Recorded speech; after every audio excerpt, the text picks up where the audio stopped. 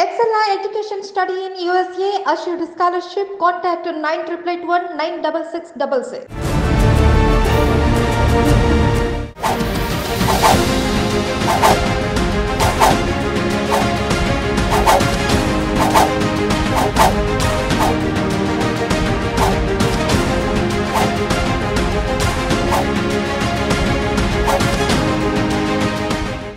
Welcome to crime analysis. గోడకు చెవులుంటాయి అనే నానుడిని నిజం చేశారు తెలంగాణలో ఎస్ఐబి మాజీ పోలీస్ అధికారి. వాళ్ళు కేవలం ప్రతిపక్ష నాయకులు మాత్రమే కాకుండా బడా వ్యాపారులు, సినిమా వాళ్ళు, ఫైనాన్షియర్లు అందరు ఫోన్లు ట్రాప్ చేస్తూ వాళ్ళు అందరిని కాడికి దోచుకున్నారంటూ పంజాగుట్ట పోలీసులు కేసులు నమోదు చేశారు. అయితే అసలు ఈ చెవులకు గోడకు చెవులు ఉంటాయనే పదాన్ని నిజం చేయడం వెనక టెక్నికల్ గా ఏ విధంగా చేస్తారు, ఈ స్పై అనేది ఏ విధంగా చేయబోతుంటారు, గతంలో ఎప్పుడో జరిగిన స్పై అన్నది ఇప్పుడు ఇంట్లో కూడా పెట్టి, అంటే కేవలం ఎవరికైతే టార్గెట్ చేస్తున్నామో ఇంటికి దాదాపు 500 మీటర్లో కూడా ఆ ఎక్విప్మెంట్ పెట్టి వాళ్ళు మాట్లాడుతుంది పూర్తిగా వినొచ్చు అనేది ఇప్పుడు రేవంత్ రెడ్డి గారి విషయంలో తెలిసింది. కేవలం రేవంత్ రెడ్డి గారి ఇంటి చుట్టే కాకుండా ఎవరైతే టార్గెట్ చేశారో వాళ్ళ ఇంటి అందరి చుట్టూ దాదాపు 500 మీటర్ల డిస్టెన్స్ లోనే ఈ ఎక్విప్మెంట్ పెట్టడం అనేది పెద్ద చర్చగా మారింది. అసలు ఎక్విప్మెంట్ ఎక్కడ దొరుకుతుంది, ఈ ఎక్విప్మెంట్ కాస్ట్ ఎలాగుంటుంది, ఒకవేళ ఎక్విప్మెంట్ పెట్టాలంటే ఎవరి అనుమతి తీసుకోవాలి అనే విషయం మనతో మాట్లాడడానికి సైబర్ క్రైమ్ నిపుణులు నల్లమూతు శ్రీధర్ గారు ప్రస్తుతం మనతో ఉన్నారు. ఆయన అడిగి దీని గురించి పూర్తిగా తెలుసుకుందాం. సార్ నమస్తే అండి. నమస్తే మురళి గారు. సార్, ఇక చిన్నప్పుడు ఎప్పుడో గోడకు చెవులు ఉంటాయి జాగ్రత్తగా మాట్లాడండి రా అంటూ కొంతమంది పెద్దలు చెప్పేవారు, మీకు గుర్తుండే ఉండొచ్చు. అవును అవును అవును. కానీ అది నిజమే అనిపిస్తుంది. ఇంట్లో భార్యాభర్తలు మాట్లాడుకున్న దగ్గర నుండి డైనింగ్ టేబుల్ మీద వ్యాపారస్తుతో మాట్లాడుకుంది కానీ, లేదా కాన్ఫరెన్స్ హాల్లో కూర్చొని ప్రశాంతంగా కూర్చొని వాళ్ళ పార్టీ వాళ్ళతో కానీ వేరే వాళ్ళతో మాట్లాడుకుని ప్రతి మాట కూడా ఇప్పుడు వినేశారు. మన గత సంవత్సరం నుంచి చూస్తుంటే ఈ టాపిక్ అంతా వినడం, ఎక్కడెక్కడ డబ్బులు ట్రాన్స్ఫర్ అవుతున్నాయా వాళ్ళకి టార్గెట్ చేయడం అన్నది కరెక్ట్ గా చేశారు. కేవలం ప్రతిపక్ష నాయకులు మాత్రమే కాకుండా ఎవరైతే డబ్బులు సరఫరా చేస్తారో ఫైనాన్స్ వ్యాపారం అందరూ కూడా టార్గెట్ చేశారంటూ పోలీసు దర్యాప్తులు బయటపడింది. ఇదంతా చూస్తుంటే దాదాపు 12 మంది అధికారులు, అంటే పొలిటీషియన్స్ అధికారికాలు 12 మంది చేశారు. ఇప్పటికే 3 అరెస్ట్ చేశాం, మరో 3 పరారులో ఉన్నారు. మిగతా 6 అందుబాటులో ఉన్నా పరారులో ఉన్న 3 దొరికితే ఈ 6 అరెస్ట్ చేస్తామంటూ పోలీసులు చెప్తున్నారు. ఈ విషయం పక్కన కాసేపు పెడితే, ఈ టెక్నికల్ గా మీకు తెలియని విషయం కాదు, చాలా చాలా మీరు చూశారు. అంటే ఇప్పుడు కేవలం ఈ టెక్నికల్ కన్నా ముందే ఎప్పుడో మనం గతంలో మాట్లాడుకుంటే 10 సంవత్సరాల క్రితం దీన్ని మీరు ముందే గ్రహించారు. అప్పటి నుంచి మీరు చాలా సార్లు చాలా టాపిక్ లో హెచ్చరిస్తూ వస్తున్నారు. ఇప్పటికైనా ఫోన్ అనేది చాలా జాగ్రత్తగా ఉండాలి, మైక్రోఫోన్ ఎప్పుడైనా ఆన్ అవుతుంది, ప్రతి ఇంటికి కూడా ఏదైనా చేయొచ్చు. కానీ కొంతమంది దాన్ని పెడచో పెట్టారు. ఇప్పుడు మీరు చెప్పిన మాటలు అక్షరాల నిజమయ్యాయి. అసలు ఎక్విప్మెంట్ ఈ ఫోన్ ట్యాపింగ్ అనేది ఎలా చేస్తుంటారు అన్నది ఒకసారి మీరు చెప్పండి. తప్పకుండా మురళి గారు. వాస్తవంగా ఫోన్ ట్యాపింగ్ చాలా దశల మారి వచ్చింది. ఈ రోజు మనం చూస్తున్న స్మార్ట్ ఫోన్ ట్యాపింగ్ చూస్తే గనక దీనికి ముందు టెలిగ్రాఫ్ యాక్ట్ ప్రకారము చూసుకుంటే 1800 తర్వాత మనకు వచ్చిన టెలిగ్రాఫ్ యాక్ట్, అప్పటి నుంచి ఇప్పటివరకు టెలిగ్రాఫ్ యాక్ట్ లో వచ్చేటప్పటికి ఒక స్పెసిఫిక్ టెలిఫోన్ లైన్స్ ని, ఒక నార్మల్ ట్రెడిషనల్ టెలిఫోన్ లైన్స్ మొత్తాన్ని కూడా దాంట్లో వాయిస్ డేటా ఎప్పుడు ఎలా ఉంటుందంటే కనుక ఎన్లాగ్ ఫార్మాట్ లో ఉంటుంది. ఈ రోజు మనం చూస్తున్న డిజిటల్ ఫార్మాట్ లో ఎన్లాగ్ ఫార్మాట్ లో ఉంటే దాన్ని క్యాప్చర్ చేసేది కాస్త ఈ రోజు స్మార్ట్ ఫోన్స్ కమ్యూనికేషన్ లో వచ్చేటప్పటికి ఎంతో మంది యొక్క ఫోన్స్ అక్కడ nearest cell phone tower communicate చేసే డేటా మొత్తాన్ని, ఆ డేటా ప్యాకెట్స్ స్నిప్ చేసి, స్నిప్పింగ్ అంటారు. అంటే ఏంటంటే డేటా ప్యాకెట్స్ మొత్తాన్ని, ఎన్క్రిప్టెడ్ డేటా ప్యాకెట్స్ మొత్తాన్ని క్యాప్చర్ చేసి వాళ్ళు ఏం మాట్లాడుకుంటున్నారో ఎన్క్రిప్ట్ అయిందని డీక్రిప్ట్ చేసేసి వినగలగటం అనేది ఈ టెక్నిక్.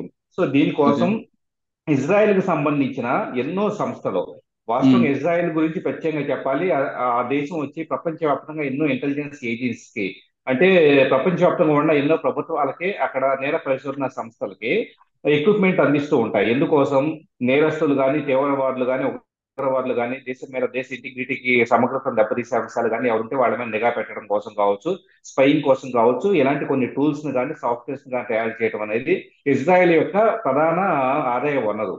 అంటే మనకి ఎలాగైతే కనుక వ్యవసాయము లేకపోతే ఐటీ ఇండస్ట్రీ ఎలాగో, అక్కడ సైబర్ సెక్యూరిటీ అనేది ఇజ్రాయెల్ కి ప్రధాన వనరు. అక్కడ ఈ పర్టికులర్ కేసు మనం చూస్తే ప్రణీత్ రావు కావచ్చు, ఎస్ఐబికి సంబంధించేసి ప్రభాకర్ రావు నేపథ్యంలో ఈ ఎక్విప్మెంట్ ని కేవలం ఇన్వెస్టిగేషన్ పర్పస్ కోసం అని చెప్పేసి కొని, సహజంగా ఏం జరుగుతుందంటే ప్రైవేట్ వ్యక్తులకు ఆ సంస్థలు అమ్మవు. సో ప్రభుత్వం నుంచి ఒక రిక్వెస్ట్ వచ్చినట్లు అని చెప్పేసి అనుకున్న వెంటనే ఆటోమేటిక్ అమ్మే అవకాశం అనేది 95% ఉంటుంది. So okay. అందుకని ఆ ఎస్ఐబి నేతృత్వంలో అని చెప్పేసి అని దీంట్లో కొని దానిని ఇన్వెస్టిగేషన్ ఎప్పుడు ఎలా చేయాల్సి ఉంటుందంటే కనుక కేంద్ర ప్రభుత్వం యొక్క ఐటీ సెక్రటరీ నుంచి పర్మిషన్ తీసుకోవాలి. ఖచ్చితంగా టెలిఫోన్ ట్యాపింగ్ చేయాలంటే ఐటీ సెక్రటరీ నుంచి పర్మిషన్ తీసుకోవాలి. ఏ హోమ్ సెక్రటరీ నుంచి ఏమని తీసుకోవాలి?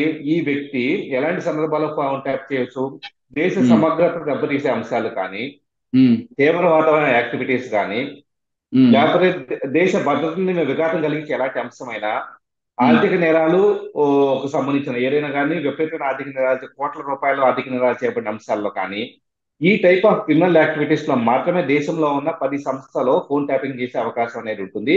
లేదా స్థానిక ప్రభుత్వాలు కూడా కేంద్ర హోంశాఖ సెక్రటరీ యొక్క పర్మిషన్ తీసుకొని చేయొచ్చు.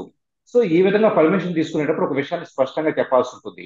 ఎవరు దీన్ని ఇన్వెస్టిగేట్ చేస్తూ ఉన్నారు, ఎంతకాలం క్యాప్చర్ చేస్తారు, ఆ క్యాప్చర్ చేసిన డేటాను వచ్చేటప్పటికి ఎవరి సూపర్విజన్ లో పెడతారు, దాన్ని ఇన్వెస్టిగేషన్ పూర్తయిన తర్వాత డిస్ట్రాయ్ చేస్తారా లేదా, సో దానికి సంబంధించిన పాలసీస్ ఇదంతా కూడా కేంద్ర హోం సెక్రటరీ నివేదించాలి. అప్పుడు మాత్రమే పర్మిషన్ అనేది ఇవ్వబడుతుంది.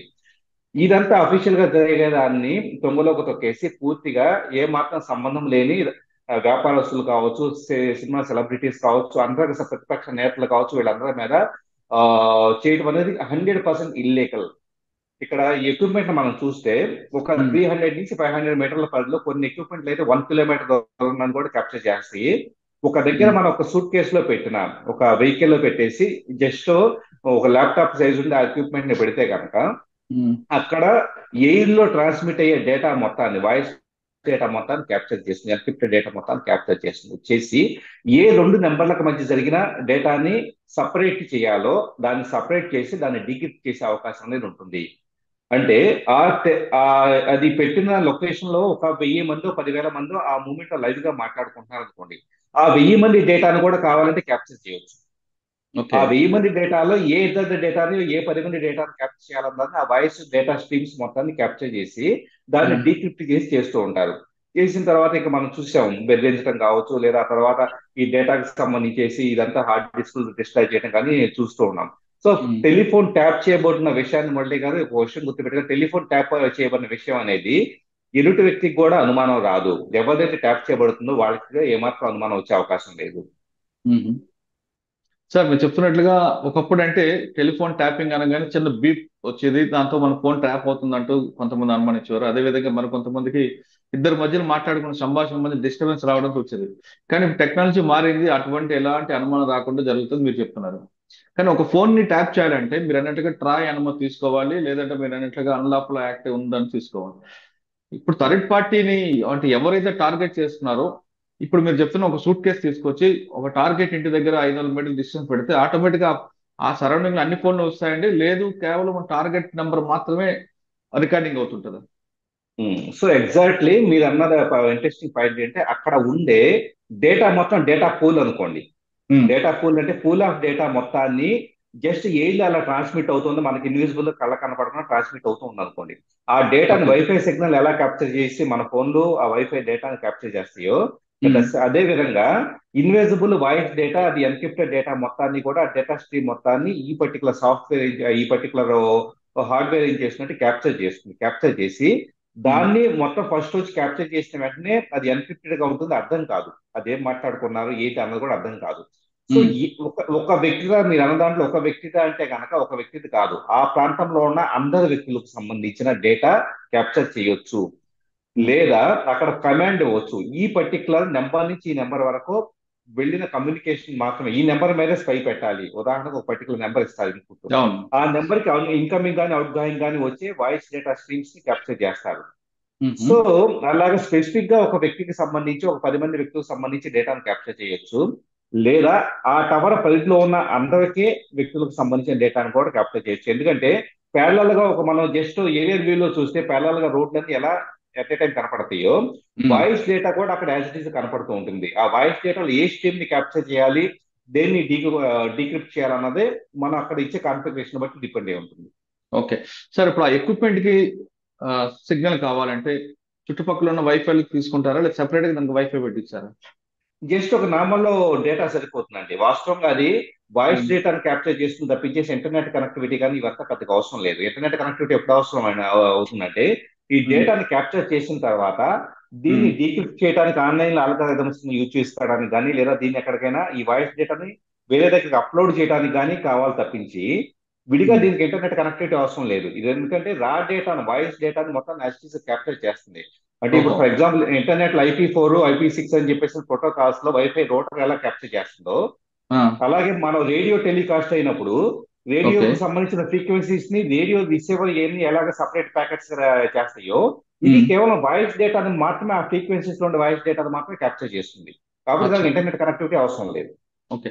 సార్, ఇప్పుడు ఈ ఎక్విప్మెంట్ ఉండడం వల్ల కేవలం రెగ్యులర్ కాల్ మాత్రమే రికార్డ్ అవుతాయా? వాట్సాప్ కాల్స్ కూడా రికార్డ్ చేస్తారా?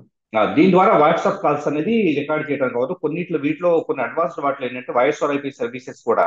ఇప్పుడు ఉమ్, మీరు ఇప్పుడు అన్నట్లు ఇంటర్నెట్ ప్రోటోకాల్ బేస్డ్ గా పనిచేసే వాడికి ఇంటర్నెట్ కావాలి. సో అవును. వాటిలో ఏంటి, ఆ ఇంటర్నెట్ ద్వారా రెండు డివైజెస్ మధ్య జరిగే కమ్యూనికేషన్ మొత్తాన్ని, వాయిస్ డేటా మొత్తాన్ని స్నిప్పింగ్ చేసి ఉమ్, డేటా ప్యాకెట్స్ ని సేమ్ పద్ధతిలో అనలైజ్ చేసి చేస్తారు. అక్కడ డేటా ఏమవుతుంది, డిజిటల్ డేటా కాకుండా వాయిస్ ఓవర్ IP డేటా అవుతుంది. ఉమ్, IP4 డేటా ప్యాకెట్స్ గా వస్తూ ఉంటాయి. సో ఉమ్, డేటా తరహా మారింది కానీ, అంటే చిన్న ఉమ్, అందరికి అర్థమయ్యే భాషలో చెప్పాలంటే, ఇడ్లీ తింటున్నావా దోశ తింటున్నావా అనేది మారిపోయి తప్పించి, ఉమ్. డేటా మాత్రం యాజ్ ఇట్ ఈస్ గా నార్మల్ గా ఉంటుంది. సో అది వాయిస్ ఓవర్ IP వాట్సాప్ లో చేసుకున్నారా, లేకపోతే టెలిగ్రామ్ లో చేసుకున్నారా, లేదా ఒక నార్మల్ ఫోన్ కాల్ చేసుకున్నారా అంటే దాని రూపం మారింది తప్పించేసి మెదడంతా కూడా క్యాప్చరింగ్, దాని అనలైజింగ్, దాని డీక్రిప్షన్, దాని యొక్క తర్వాత బెదిరించడం, ఇదంతా ఒక కామన్ ప్రోటోకాల్. అచ్చా.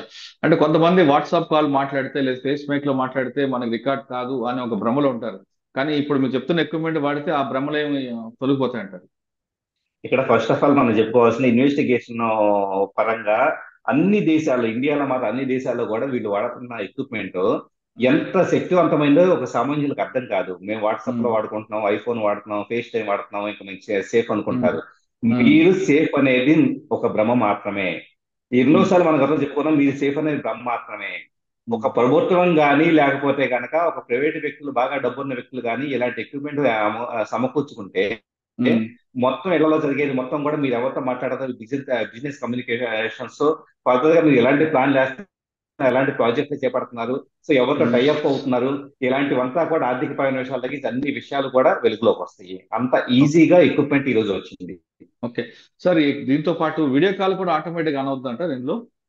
ఇప్పుడు వాయిస్ కాల్ అనుకోండి, వాయిస్ కాల్ కు సంబంధించి వీడియో కాల్ అని కాదు, జస్ట్ వాయిస్ డేటానే కాబట్టి, అంటే అంటే ఇప్పుడు ఒక టెలిఫోన్ ఇంట్లో టవర్ ద్వారా ఒక వెళ్ళేది. ఇంట్లో ఒక టార్గెట్ ఇల్లు పెట్టాం. ఆ ఇంట్లో ఏం జరుగుతుందో ఉమ్. చూడడానికి కూడా దీన్ని వాడుకోవచ్చా? ఇప్పుడు దీంట్లో ఒక సాధ్యపడదు. మ్హూ. సహజంగా దీనికే మనం గతంలో పెగాసస్ లాంటివి చూస్తున్నాం, చూసారా? అవునండి. అలాంటి వాటిని వాళ్ళు ఎడిషనల్ గా యూజ్ చేస్తారు. పెగాసస్ లాంటి వాటిని ఫోన్ లోకి రిమోట్ గా పంపిస్తారు.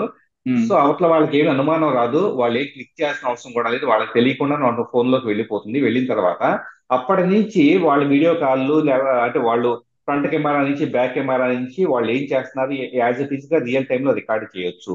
At the um, same time వాళ్ళ ఆడియోను, మైక్రోఫోన్ ఆన్ చేసి ఆడియోని రికార్డ్ చేయొచ్చు, కాంటాక్ట్ లో చూడొచ్చు, వాళ్ళ ఫోన్ లో ఉండే ఫొటోస్, వీడియోస్ చూడొచ్చు, వాళ్ళ క్లౌడ్ ఉమ్. లోకి అప్లోడ్ చేసుకునే థింగ్స్, వాళ్ళ user name, password, credit card, everything as it is capture చేయొచ్చు. ఇది ఓ. పెగాసస్ లాంటి టూల్స్ ని, స్పైవేర్ టూల్స్ ని ఉమ్. ప్రభుత్వాలు కానీ, ప్రైవేట్ వ్యక్తులు కానీ అనాథరైజ్డ్ గా అవతల వ్యక్తి ఫోన్ లోకి చొరబెట్టడం ద్వారా చేసే ప్రయత్నం. అచ్చా. సార్, ఈ సాఫ్ట్వేర్ పేరు ఏంటండి? దీని కాస్ట్ ఎంత ఉంటుంది? ఈ ఎక్విప్మెంట్ మనం ఇప్పుడు మనం ఏదైతే టెలిఫోన్ ట్యాపింగ్ వాడుతున్నారో, ఇది ఉమ్, యాక్చువల్లీ సాఫ్ట్వేర్ కాదు, ఎక్విప్మెంట్ హార్డ్వేర్ గా మనం కన్సిడర్ చేయాలి. హార్డ్వేర్ కి సపోర్టింగ్ డీక్రిప్షన్ కోసం సాఫ్ట్వేర్ ఉంటుంది అనుకోండి, ల్యాప్టాప్ దాంట్లో ఇది ఓకే. వచ్చేటప్పటికి 30 lakhs నుంచి 2 crores, 5 crores రేంజ్ ని బేస్ చేసుకుని, ఆప్షన్స్ ని బేస్ చేసుకుని ఉంటాయి. 30 lakhs నుంచి 2-3 కోట్ల రూపాయల వరకు ఉంటాయి. ఉమ్, అంటే తక్కువ ఫెసిలిటీస్ ఉన్నాయి కావచ్చు, లేదా డేటా ప్రాపర్ గా డీక్రిప్ట్ చేయలేని కావచ్చు, ఇలాంటివంతా తక్కువ కాస్ట్ ఉంటాయి.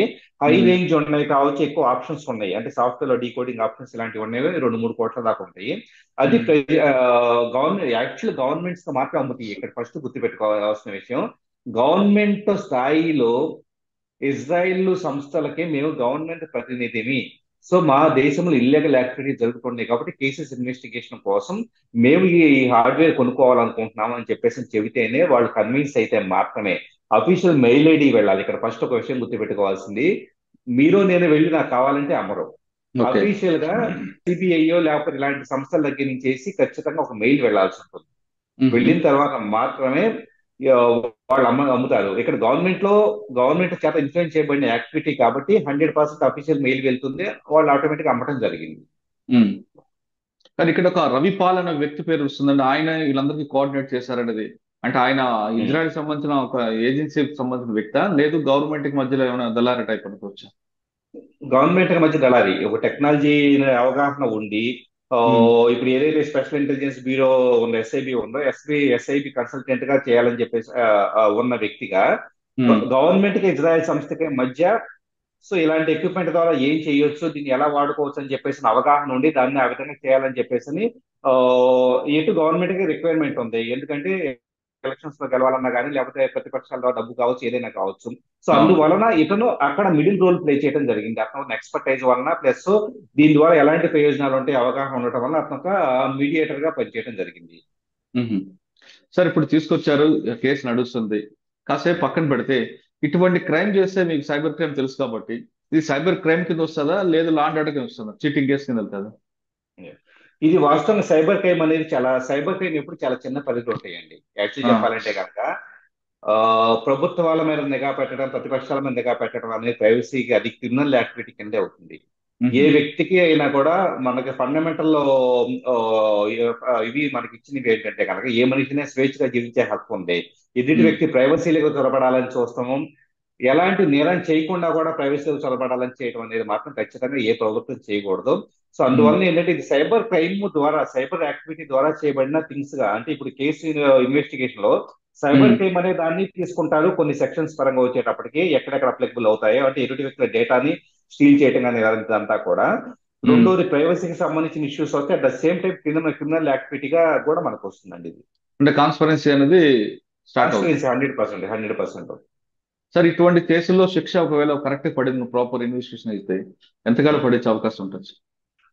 3 years నుంచి 14 years దాకా పడే అవకాశం ఉంటుంది. ఎందుకంటే ఇంటెన్సిటీని బేస్ చేసుకొని జరిగిన ఉమ్, నష్టాన్ని బేస్ చేసుకొని ఉమ్, 3 సంవత్సరాల నుంచి 14 సంవత్సరాల దాకా శిక్ష పడే అవకాశం ఖచ్చితంగా ఉంటుంది. ఉమ్, సో మల్టిపుల్ గా ఇప్పుడు ఫైన్ ప్లస్ శిక్ష రెండు పడే అవకాశాలు కూడా ఉంటాయి. ఎందుకంటే ఆ. ఎప్పుడు డేటా స్ట్రీమ్స్ తో ఒక మనిషికి సంబంధించిన డేటాను క్యాప్చర్ చేయడం అనేది 100% ఇట్స్ ద పనిషబుల్ థింగ్. కానీ ఇంత నీచమైన పనికి ఎందుకండి ఆఫీసులు చేయాలనిపించింది? అవును, పొలిటికల్ అడ్వాంటేజ్ కావాలనుకుంటే కనుక ఉమ్, ఖచ్చితంగా రాజకీయం మారిపోయింది. రాజకీయం ప్రజల శ్రేయస్సును కోరి ఉండే రాజకీయం దగ్గర నుంచి ఈ రోజు వచ్చేటప్పటికి ఏదో ఒక రకంగా ఎత్తులకు పైకి లేచేసి ఎదుటి వ్యక్తిని ఆర్థికంగా నష్టం చేకూర్చి ఎదుటి వ్యక్తిని పూర్తిగా సెల్ఫ్ ఎస్టీమ్ దెబ్బతీసేసి ఆ పార్టీలో రాజకీయ నాయకులను తొక్కి పారేసి మనం ఎదగాలని చెప్పేసిన విధంగా రాజకీయం మారిపోయిన తర్వాత ఇలాంటివి వస్తాయి. సో ప్రజల హృదయాలను గెలుచుకున్నప్పుడు మాత్రమే రాజకీయం అనే పూర్వస్థాయి పరిస్థితులు వస్తే కనుక ఉమ్, ఖచ్చితంగా కూడా ఇలాంటి అవసరం లేదు. ఏదో ఒక రకంగా కావాలంటే కనుక ఉమ్, ఎదుటి వ్యక్తి మీద ఒక బొద్ద చల్లాలంటే కనుక బొద్ద చల్లితే ఆటోమేటిక్ గా ప్రజలంతా నమ్ముతారు కాబట్టి సో అతను ఆర్థికంగా కూడా మానసికంగా దెబ్బతీయొచ్చు అనుకుంటే కనుక ఇలాంటివి జరుగుతాయి. ఇంకొకటి మీరు చూడండి, ఎక్కువ శాతం వ్యాపారస్తులు వాళ్ళ పద్ధతిలో వాళ్ళు వ్యాపారం చేసి యాక్చువల్లీ వ్యాపారస్తులకి మిగతా దేశాల్లో ఎప్పుడు కూడా ఒక ఉమ్. హై రెస్పెక్ట్ ఉంటుంది. ఎందుకంటే వాళ్ళు జీడిపికి దేశ ఆర్థిక వ్యవస్థకే కంట్రిబ్యూట్ చేస్తుంటారు. కానీ అవును. ఇక్కడ దురదృష్టవశాత్తు ఇండియాలో వ్యాపారస్తుల నుంచి ఎంత గుంజుకోవాలని చెప్పేసి ట్రై చేస్తూ ఉంటారు. ఉమ్, ఏదో ఒక రూపంలో వాళ్ళ మీద నిఘా పెట్టి మీరు అలా చేస్తున్నారు ఇలా చేస్తున్నారు కాబట్టి మా పార్టీకి ఇవ్వండి మాకు ఇవ్వండి అని చెప్పేసి అది అవును. తప్పు. అవును. సార్ ఇప్పుడు మీరు ఈ టెక్నాలజీ చూసారు, అంత ముందు చాలా టెక్నాలజీ చూసారు. ఇంకా అప్గ్రేడ్ టెక్నాలజీ ఏం రాబోతుందండి? మీకు వాస్తవంగా చెప్పాలంటే స్మార్ట్ ఫోన్లు ఇవన్నీ పక్కకు వెళ్ళేసి మీరు ప్రతి క్షణం ఈ రోజు మీరు అందుకుంటున్న వేరబుల్ గ్యాడ్జెట్స్ అని ఏవైతే ఉంటున్నాయో ఉమ్, స్మార్ట్ వాచ్లు కావచ్చు, వర్చువల్ రియాలిటీ హెడ్సెట్లు కావచ్చు, స్మార్ట్ టీవీలు కావచ్చు, ఇలాంటి ప్రతిదీ కూడా ఇవి ఈ రోజు మనకు వరం కాదు. ఇవంతా మీ వేర్ అబౌట్స్. మీరు ఈ క్షణం ఎక్కడ ఉన్నారు దగ్గర నుంచి ఈ రోజు యాక్చువల్ చెప్పాలంటే ఒక స్మార్ట్ టీవీలో ఒక చిన్న బగ్ పంపించి మీ ఇంట్లో చూసే టీవీలో ఒక ఉమ్, బగ్ పంపించేసి మీ హాల్లో జరిగే ప్రతిదీ కూడా రికార్డు చేయొచ్చు. Plus everything as it is microphone ఇప్పుడు చాలా మంది అనుకుంటున్నారు వాయిస్ కమాండ్ ఇస్తే రిమోట్ లో అది ఉమ్, వెతికి పెడుతుంది అనుకుంటున్నారు. సో అర్థం ఏంటి, వాయిస్ కమాండ్ ని మీ టీవీ అర్థం చేసుకుంటుందంటే um, open YouTube and play this video అని చెప్పేసి అన్ని అది అర్థం చేసుకుంటుందంటే కనుక ఉమ్. మీరు మాట్లాడే ప్రతిదాన్ని అది అర్థం చేసుకునే క్యాపబిలిటీ ఉన్నట్లే కదా. అదే కొంతమంది ఫోన్ లో కూడా నాకు అది కావాలి ఇది కావాలి అంటూ వాయిస్ పంపిస్తుంటారు, అది టెక్స్ట్ వస్తుంది అంటూ. దానివల్ల కూడా ఇబ్బంది ఉందంటారు. 100% వాయిస్ అసిస్టెంట్, గూగుల్ అసిస్టెంట్ కానీ, హేసిరి కానీ, ఇలాంటివంతా కూడా అమెజాన్ అలెక్సా కానీ ఇలాంటివంతా కూడా మీ ప్రతిదీ రికార్డు చేస్తూ ఉంటాయి. ఇంకొక విషయం ఏంటంటే ప్రస్తుతానికి ఆయా సంస్థలు గూగుల్ ఇలాంటివంతా ఆ డేటాని చాలా సేఫ్ గా పెడుతున్నాయి కాబట్టి సరిపోతుంది. కానీ వాటిలో డేటా ఎప్పుడైనా డేటా లీక్స్ లో డార్క్ వెబ్ లోకి వెళ్ళినా లేకపోతే ఇంకో దగ్గరికి వెళ్ళినా కూడా ప్రతి రాజకీయ నాయకుడి దగ్గర నుంచి సెలబ్రిటీ దగ్గర నుంచి ఒక సామాన్యుడి దగ్గర నుంచి ప్రతి ఒక్కళ్ళ డేటా కూడా థర్డ్ పర్సన్స్ తో యాక్సెస్ చేయగలుగుతారు. ఆ డేటాను బేస్ చేసుకొని ఇంకా చాలా చేయొచ్చు. సో ఇంకా చెప్పాలంటే డీఫెక్ట్స్ లాంటి వాటిలో ఏదో డీఫెక్ట్ చేసి వాయిస్ డేటాని ఇప్పుడు ఇంట్లో ఎలా మాట్లాడుతున్నాడు అలా మాట్లాడుతున్నాడు అని చెప్పేసి అని ఎలా విమర్శిస్తున్నాడు అని చెప్పాలంటే ఈ రోజు పబ్లిక్ ప్లాట్ఫామ్స్ లో బిహేవ్ చేసే మాత్రమే ఇంపర్సనేట్ చేయబడుతూ ఉన్నాయి. ఇక నుంచి ఎవ్రీథింగ్ మీ సమక్షంలో జరిగే ప్రతిదీ కూడా మీరు మాట్లాడేది, మీరు చూసేది, మీరు గమనించేది ఎవ్రీథింగ్ కూడా రికార్డు చేయబడేసి దాన్ని ఇంపర్సనేట్ చేయటమో లేకపోతే కనుక పరువు తీయటం జరిగే అవకాశం కూడా లేకపోతే. ఓకే సార్, ఫైనల్ గా చెప్పండి సార్. ఇప్పుడు చూస్తున్నవన్నీ చూస్తుంటే ఫోన్ మాట్లాడడం మానేస్తే బెటర్ అన్న స్థాయికి తీసుకొచ్చారు మీరు. కానీ ఫోన్ మాట్లాడకుండా ఉండలేని పరిస్థితి వచ్చింది. ఇప్పుడు మనకు ఒక ఇన్బిల్ట్ అయిపోయింది ఇది కూడా. కానీ ఇప్పుడు ఇకపై జాగ్రత్తగా ఉండాలి అంటే ఏం చేయాలి? సామాన్యుడు కానీ, పొలిటీషియన్ కానీ, బిజినెస్ మ్యాన్ ఎవరేమన్నాయండి? మీరు గమనిస్తే ప్రధానమంత్రికి ఇవ్వబడే ఫోన్ మీరు గమనిస్తే కనుక ప్రధానమంత్రికి ఎలాంటి రెగ్యులర్ డేటా లైన్స్ ఉండవు. సపరేట్ ఫ్రీక్వెన్సీలో సపరేట్ ఒక డెడికేటెడ్ ఫ్రీక్వెన్సీలో డేటా ట్రాన్స్మిట్ అయ్యి ఉంటాయి. చాలా హై ఎన్క్రిప్టెడ్ గా ఉంటాయి. ఎందుకు వాడతారంటే కనుక ఈ టైప్ ఆఫ్ వీటి గురించే. సో ముందు ముందు ఇలాంటిది వాటిని పట్టుకొని హైలీ సెక్యూర్డ్ ఫోన్స్ కూడా అందుబాటులో ఉంటాయి. హైలీ సెక్యూర్డ్ అందరూ చెప్పుకునే వాట్సాప్, టెలిగ్రామ్ లాంటివి కాదు, చాలా సెక్యూర్డ్ మెసేజింగ్ సర్వీసెస్ ఉంటాయి. వాటిని వాడటం తప్పించి వాటి ద్వారా కమ్యూనికేట్ చేసుకోవడం తప్పించి నార్మల్గా సాధ్యపడదు. ఇంకా అంత టెక్నికల్ ఎక్స్పర్టైజ్ మాకు లేదు అనుకుంటే కనుక ఇంకా ఫిజికల్ లెవెల్లో కలవటం ఇలాంటివి చేయటం. ఫిజికల్ లెవెల్లో కలిస్తే మీరు అన్నట్టు ఏ స్పై కెమెరాలో లేకపోతే అక్కడ ఉండే లోపల వాయిస్ రికార్డర్లో చేస్తూ ఉంటాయి. సో వీలైనంత వరకు మనిషి అనుమానించాల్సిన పరిస్థితి చాలా దారుణమైన పరిస్థితి. అంత కరెక్టే సార్. ప్రధానమంత్రి అంటే హై లెవెల్, సామాన్యుడు తన ఫోన్ ని జాగ్రత్తగా కాపాడుకోవాలి, తన విషయాన్ని గోప్యంగా ఉంచాలంటే ఏం చేయాలి? సార్ మీరే ప్రభుత్వం అయితే కనుక మీరు నా ఫోన్ ని ట్యాప్ చేయకుండా నేనేం చేసుకోలేను.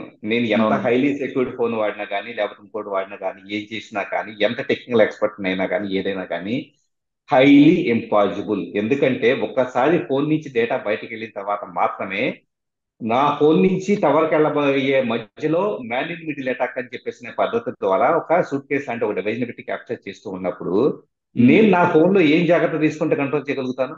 నా ఫోన్ డేటా వెళ్తేనే టవర్ క్యాప్చర్ చేస్తుంది, టవర్ వేరే వాళ్ళకి అవతల వ్యక్తి పంపించింది. ఈ మధ్యలో టవర్కి వెళ్ళే మధ్యలో ఎవరు క్యాప్చర్ చేస్తుంటే నేను వెళ్ళేసి అన్ని సోదా చేసి వాటిని నా ఆధీనంలో తీసుకోలేదు కదా. ఫోన్ వాడడం బంద్ చేయాలంటే ఎగ్జాక్ట్లీ, అంతకుమించి ఏమీ లేదండి. ఓకే, స్మార్ట్ ఫోన్ అనగానే మీరు అందరూ సరదా పడితే ఆ స్మార్ట్ ఫోన్, స్మార్ట్ టీవీ ఇవన్నీ కూడా మీ జీవితాన్ని నాశనం చేస్తాయంటున్నారు శ్రీధర్ గారు. ఆయన చెప్తున్నట్లుగా వాయిస్ మెసేజ్ పెట్టాము, కొత్త టెక్నాలజీ వాడామని సరదా పడితే అది మీకు ఎప్పటికైనా కొంప ముంచే అవకాశం ఉందంటే హెచ్చరిస్తున్నారు. ఇంకా ఈ కేసులో తీసుకుంటే అదుపులో ఉన్న 6 అరెస్ట్ అవ్వాలంటే పరారులో 3 వచ్చి వాళ్ళ స్టేట్మెంట్ ఇస్తేనే 6 కథ చూస్తామంటూ పోలీసులు చెప్తున్నారు. అది ఫోన్ ట్యాంపరింగ్ పై శ్రీధర్ గారితో ఇచ్చిన మరో విషయంలో మళ్ళీ కలుద్దాం. అంతవరకు నమస్తే. Thank you sir. Thank you very much అండి. మంచి సమాచారం మాకు మా ప్రేక్షకులకి అందరికీ అందించినందుకు. Thank you sir. Thank you.